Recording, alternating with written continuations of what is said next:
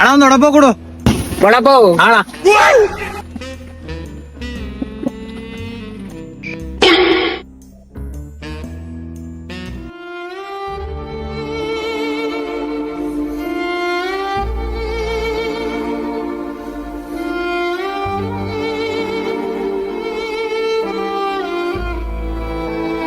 ಅಣ್ಣ ಇನ್ನೊಂದು ವಡಪಾವ್ ಕೊಡು.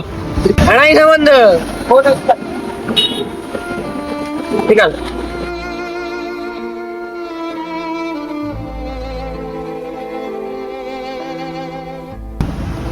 ಏನ್ರಿ